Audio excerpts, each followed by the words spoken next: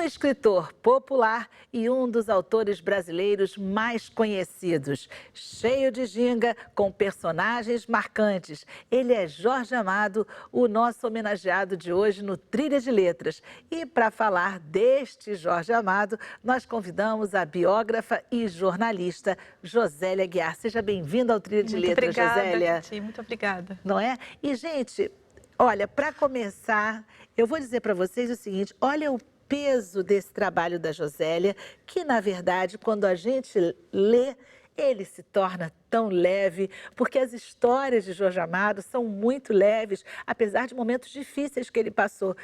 E aí, Josélia, eu te pergunto, quanto tempo de pesquisa debruçada na história de Jorge Amado? Pois é, eu fiquei de 2011, que foi quando surgiu o projeto, quando o editor me convidou para fazer o projeto, e concluí, lancei em novembro de 2018. Então, dá 7, 8 anos, né? Entre pesquisa e escrita, porque a pesquisa é enorme, mas também consolidar isso tudo num texto, que eu queria que fosse um texto que as pessoas lessem, sem parecer que é uma pesquisa acadêmica, sem ter dificuldade. Então, eu tentava explicar algumas coisas com leveza também, para não parecer uma coisa muito didática. Então, isso tudo foi muito tempo, muito tempo. Olha, a gente percebe o tempo que ela deve ter levado nos detalhes desse livro. Logo de início, eu falei, gente, não é possível que a Josélia Aguiar conseguiu descobrir uma namorada, a Mariá, aquela primeirinha, sabe, pessoal? Aquela que muita gente não lembra quem foi e tal. Pois a Josélia foi até ela e abriu o livro com uma história linda, né, também com ela, daquele adolescente que se apaixonava. Sim, ele era muito jovem, muito ardente.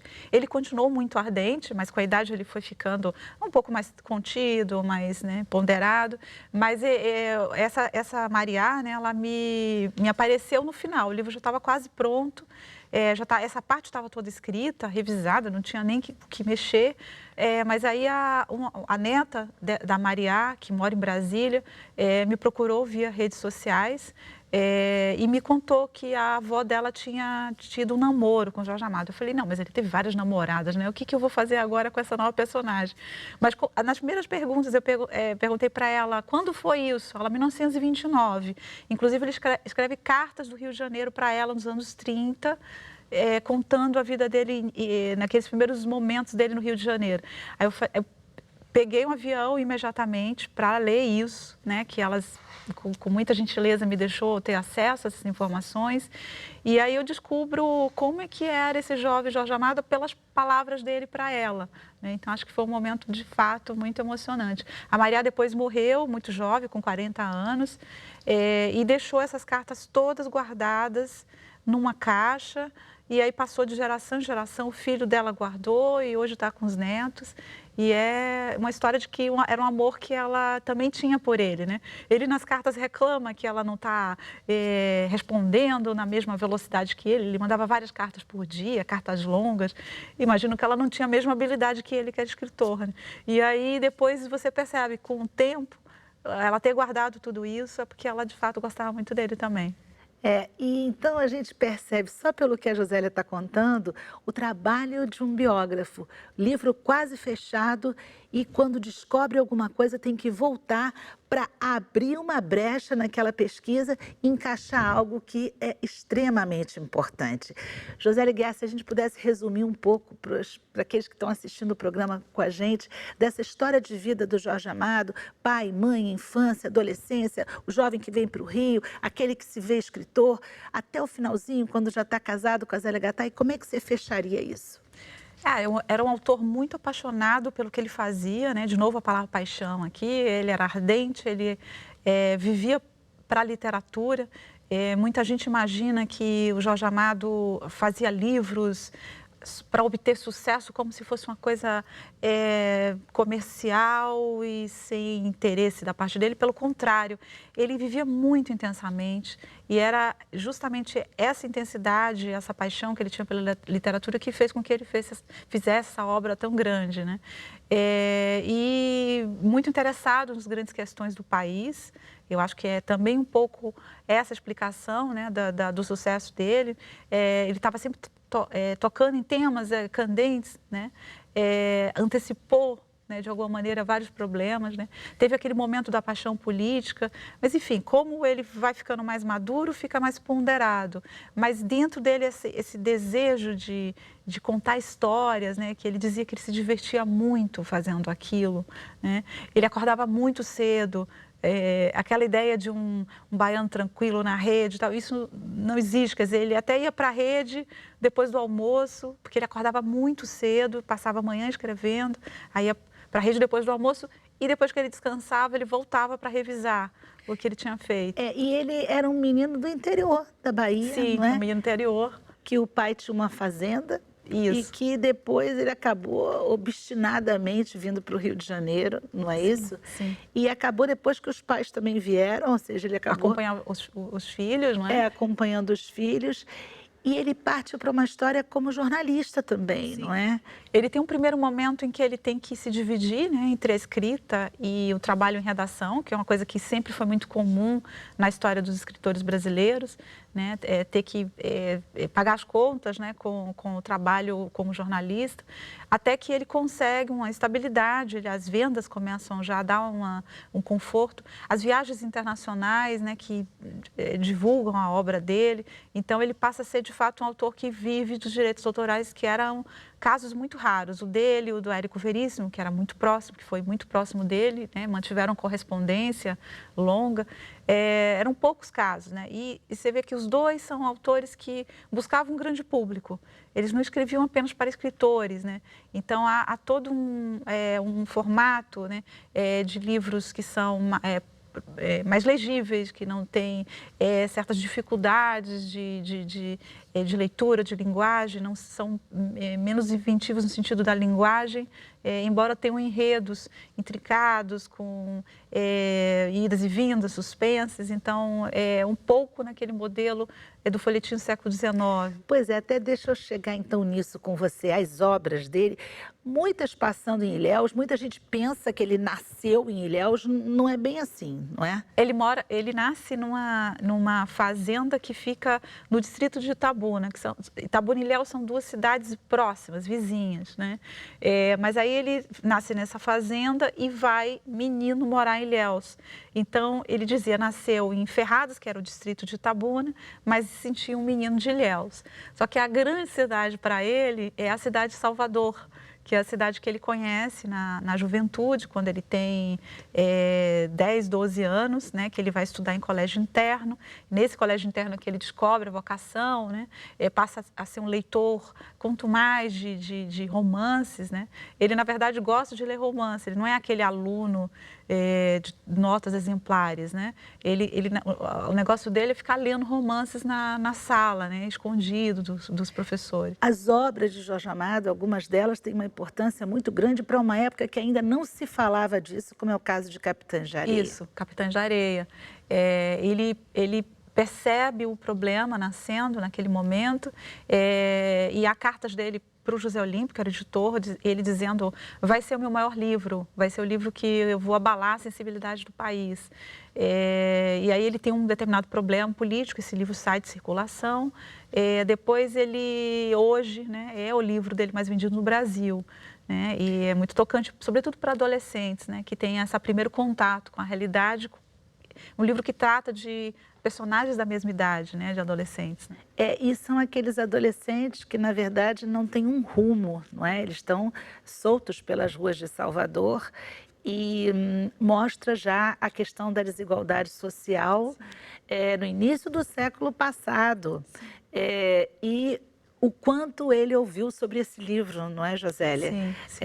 De tanta gente que criticou. Sim, Mal sim. sabia ele que hoje seria, enfim, a obra dele mais lida, Sim, não é? sim. Com muitas peças de teatro, Sim, enfim. sim. Filme, mas não para por aí, pessoal. Tem também algumas obras que chegaram às novelas brasileiras com um sucesso enorme, como foi o caso de Gabriela. Já é uma outra fase dele, né? Que é quando ele passa a ter mais humor nas obras. Então, Gabriela é o começo, depois vem, por exemplo, Dona Flor e Seus Dois Maridos, que também virou filme, ficou muito conhecido, está no teatro também. Então, ele passa a fazer histórias com mais humor, com um olhar debochado para a sociedade baiana. Ele escreve, sobretudo, sobre a Bahia, né? Ele é um escritor brasileiro, mas eu diria que ele é um escritor que escreve sobre a Bahia, né? E é justamente essa Bahia aí dos anos 30, 40, 50, que é retratada nos livros dele, que são livros feitos retrospectivamente, quer dizer, são histórias que ele conta de uma Bahia que também já estava se perdendo de alguma maneira, né? Tem a questão da religiosidade também. Tem uma questão da não é? religiosidade. E aí, Josélia, a gente vai ouvir Luiz Antônio Simas. Vamos ouvir o que ele tem a dizer? É inviável falar sobre os saberes do povo da Bahia, sobre as ruas da Bahia, o cotidiano baiano, sem ter como referência o candomblé.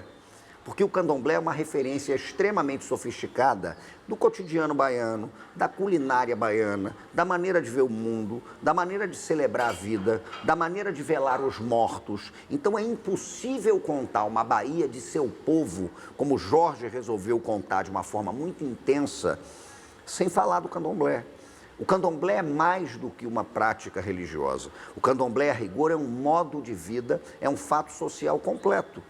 O candomblé implica a maneira como você vê o mistério, implica a maneira como você come, implica a maneira como você compartilha da mesa, implica a maneira como você se veste, implica a maneira como você bebe, implica a maneira como você sonha, implica a maneira como você enterra os seus mortos. O candomblé é tudo isso e o candomblé dá uma dignidade enorme ao povo baiano e, sobretudo, aos afrodescendentes. Jorge percebeu isso. Josélia, assim como a gente viu agora o Luiz Antônio Simas falando dessa questão da religião que é tão forte, nessa sua pesquisa, alguma curiosidade que você tenha encontrado em relação exatamente a isso? Sim, é uma questão que atravessa toda a obra dele, né? No começo, ele é parte de um grupo de jovens literatos baianos que começam a se interessar pela cultura popular e que visitam os candomblés, assim, de uma maneira muito pioneira, né? Aí estou falando do final dos anos 20, começo dos anos 30. E aí ele faz um primeiro personagem que é o Antônio Balduino, que visita um pai de santo, que é o Jubiabá, que esse livro Jubiabá de 35 foi, naquele momento, um livro importante para ele, que marcou também um momento de amadurecimento da obra, né? Depois de outros livros iniciais. E para construir esse Jubiabá, ele procurou também pessoas da comunidade para entender como é que era a vida delas, o pensamento delas. E ele foi também, eu diria, se transformando, né? Então, a leitura que ele faz inicial do candomblé e no Jubiabá se transforma, ele passa a entender melhor. E a gente vai continuar falando com a Josélia Aguiar sobre isso no nosso próximo bloco. Antes, a gente vai ao quadro Leituras com a nossa produtora Maíra de Assis, que tem uma dica literária para vocês. O Trilha de Letras volta já.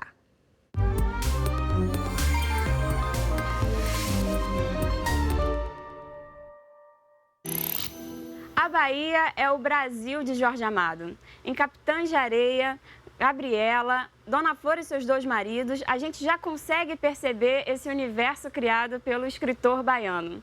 Muitos elementos, como o candomblé, os ditos populares, as mulheres fortes, estão presentes em suas histórias. Jorge Amado é um dos escritores mais importantes e mais traduzidos do Brasil. E esse livro aqui, A Morte e a Morte de Quincas Berro d'Água, não podia ser diferente. Tem todos esses elementos. Vamos ler um trechinho? Os mestres do saveiro não duvidavam. Bem podia ser verdade. No cais e nas praias, os meninos nasciam sabendo as coisas do mar. Não vale a pena buscar explicações para tais mistérios. Então, Quincas Berro d'Água fazia seu solene juramento. Reservar ao mar a honra de sua hora derradeira, de seu momento final. Não haviam de prendê-lo em 7 palmos de terra. Ah, isso não. Exigiria, quando a hora chegasse, a liberdade do mar, as viagens que não fizerem vida, as travessias mais ousadas, os feitos sem exemplo.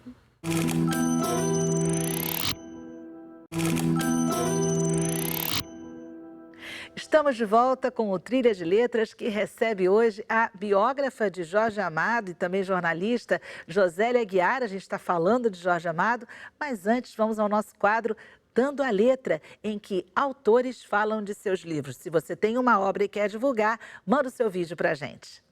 Oi gente, tudo bem? Aqui é a Dai Fernandes, autora independente de ficção científica e fantasia, e hoje eu quero apresentar para vocês um pouquinho do meu trabalho. Um dos meus livros é esse aqui, se chama A Fortaleza, e é uma distopia que se passa no ano de 2070. Uma das coisas que eu tentei passar através desse livro foram críticas sociais e políticas que se fazem presente desde os tempos antigos até agora, né? A gente pode ver muitas distopias que se enquadram e a minha é uma delas também. Para quem se interessar, eu tô lançando também o segundo volume aqui da Fortaleza. Ele é uma duologia e a campanha está em aberto no site do Catarse através do financiamento coletivo. O site é www.catarse.me/fortaleza e lá vocês podem encontrar todas as informações sobre o projeto. Muito obrigada e a gente se vê por aí. A gente vê as obras dos autores, alguns às vezes que estão começando, né, Sim. Josélia? E a gente vê que o começar, enfim, começa-se como Jorge Amado. Quem diria que ele um dia imaginaria que se Sim. tornaria o Jorge Amado que Sim. ele é, não é? E uma coisa que ele sempre dizia, que ele imaginava que ao final da vida, na mesma posição que ele, ou seja, tão popular, haveria pelo menos uns 30. Ele nunca imaginou que ele ia chegar àquela altura sendo o único, né? Até ficava numa situação complicada. Ele imaginava que ia ser uma quantidade muito grande de autores romancistas muito lidos e muito populares. E eu falava, né, gente, a importância da mulher na obra de Jorge Amado, na vida de Jorge Amado.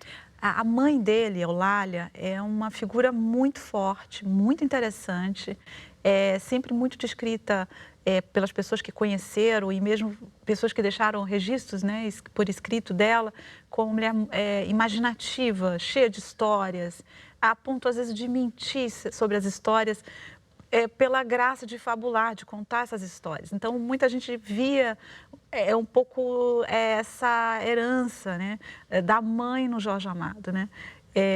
Depois ele tem esse primeiro casamento com a Matilde Garcia Rosa, muito apaixonado. Ele foge com ela porque ela é menor de idade, eles falsificam a certidão de nascimento para ela parecer mais velha do que ela de fato era.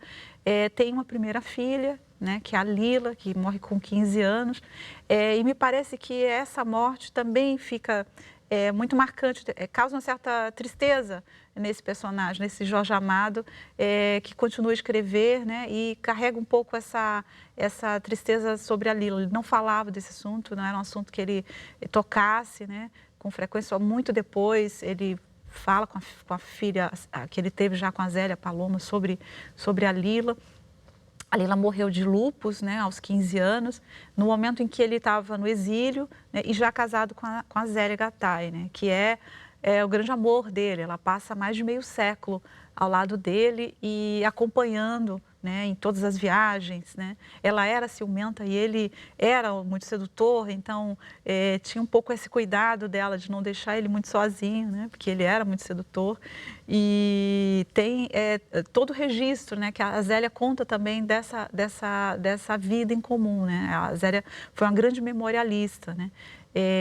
Então, o que dá para perceber é que ele de alguma maneira estimulava que as mulheres tivessem papel de protagonistas, né?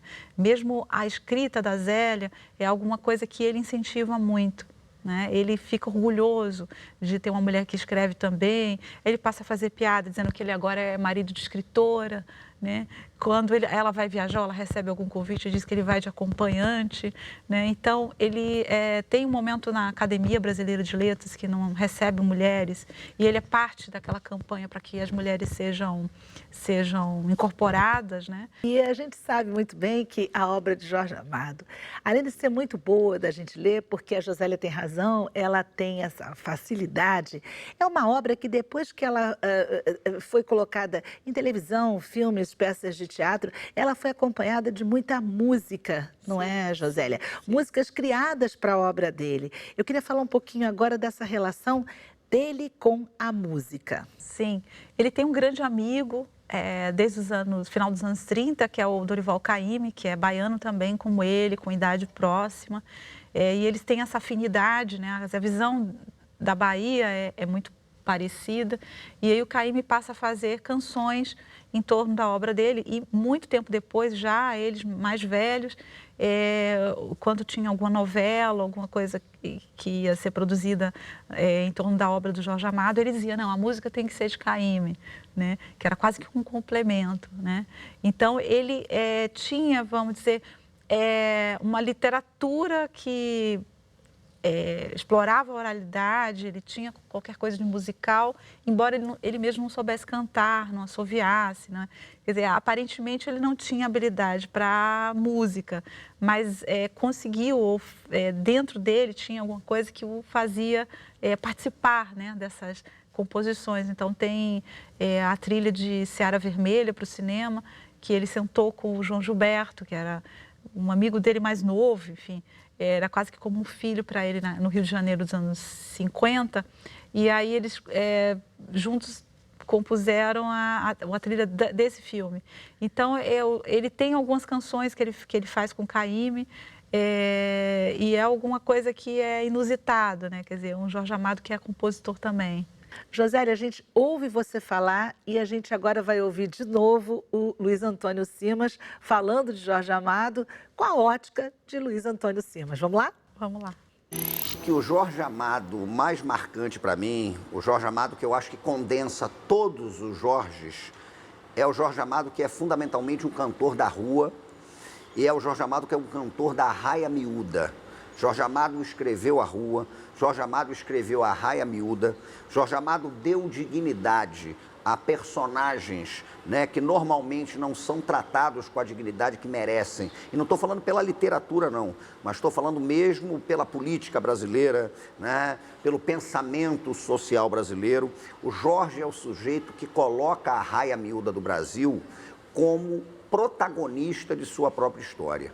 Então, quando o Jorge Amado fala de rito, quando o Jorge Amado fala de religiosidade afro-brasileira, né, quando o Jorge Amado fala de esquina, quando o Jorge Amado fala de Pedro Arcanjo, quando o Jorge Amado fala de Quincas Berro d'Água, Jorge Amado está dando dignidade e protagonismo a uma massa de brasileiros que são invisibilizados pela história. Então, esse Jorge da rua, esse Jorge Arauto do povo, esse Jorge Arauto da esquina, para mim é o Jorge que condensa todos os outros. Jorge Amado é um grande escritor da rua. É bom quando a gente escuta uma outra pessoa que tem um outro viés. Mas eu imagino que você escutou muita gente para você trabalhar com esse livro. Tem alguém que te marcou muito, que tinha muita história para contar de Jorge Amado e que você nem imaginava, por exemplo? Alguns amigos próximos, eu tive a sorte de encontrá-los, né, vivos, enfim, para poder dar entrevista. Penso aqui no Eduardo Portela, que foi muito próximo do Jorge Amado. Infelizmente, ele morreu, o livro estava também perto de ficar pronto. Eles eram tão próximos que eles tinham uma brincadeira de... tem um brinquedo chamado Saco de Risadas, é um brinquedo que ficou na moda aí nos anos 80, que é um brinquedinho que você aperta um botão e sai uma risada, né? Então, eles dois ligavam para as pessoas, trote, não se identificavam e ligavam o brinquedinho para rir no telefone. E eles desligavam sem dizer quem que estava. Então, eles ligavam para pessoas que eles conheciam, deixavam lá a risadinha e desligavam e riam eles do trote que eles estavam passando. Então, eram brincadeiras, assim, quase assim de criança, né? De adolescente, eles já estavam bastante maduros, né? Gente, dá para imaginar um negócio desse com Jorge Amado, com Eduardo Portela? Agora, eu também li e deu a impressão de que o Jorge Amado, ele era uma pessoa brincalhona assim com os amigos, até implicante, né? Fazia brincadeiras assim para entre os amigos na Bahia, entre os amigos da Bahia, o Caribé, o Odorico Tavares, enfim, eles tinham umas brincadeiras assim pesadas, né? Um roubava o santo do outro do jardim, o outro escrevia qualquer coisa no jornal que não era de verdade, né? Inventavam histórias entre eles. Eram brincadeiras assim de rir muito, né? E se adoravam, né? Na verdade, esse grupo era um grupo de amigos mais próximo dele, né? A gente está falando do grupo de amigos mais próximo, mas tinha assim, um escritor que o Jorge Amado tinha uma certa ressalva, e vale a pena a gente falar, que era o Mário de Andrade, assim, um escritor fabuloso também, mas que ele tinha, assim, algumas críticas. E não é que a vida, né, levou Josélia Aguiar, peças, né? não é, levou Josélia Aguiar a ser a biógrafa de Jorge Amado e hoje ser a diretora da Biblioteca Mário de Andrade, em São Paulo. Exato, exato. Quando eu tive a notícia, eu pensei nele, pensei na rivalidade. Eles ficaram, como diz um amigo do Mário, eles ficaram incompatíveis, né? Eram questões que passavam pela literatura, que passavam por um posicionamento que o Jorge Amado cobrava dos intelectuais. Depois ele elogia o Mário, ele vê que o Mário se posiciona aí no final da guerra, então ele de alguma maneira se reconcilia. Hoje eu estou com essa missão de cuidar dessa biblioteca, que tem um nome, que é uma grande homenagem a ele, né, porque ele foi a pessoa que constrói o Departamento de Cultura, que depois se torna a Secretaria de Cultura. Então essa biblioteca nasce com ele, né, de alguma maneira, e eu todo dia eu atravesso a entrada e vejo ali a estátua, né, do Mário, e penso em toda aquela situação que eles viveram juntos, né? Bom, veio para selar a paz, Josélia Aguiar, né, entre os dois. Josélia, a gente vai terminar o nosso programa, uma pena danada, mas eu queria que você deixasse, tipo, uma palavra que você pudesse, por exemplo, definir esse seu trabalho com Jorge Amado durante todos esses anos. O que ficou para Josélia Aguiar? Obrigada pelo convite.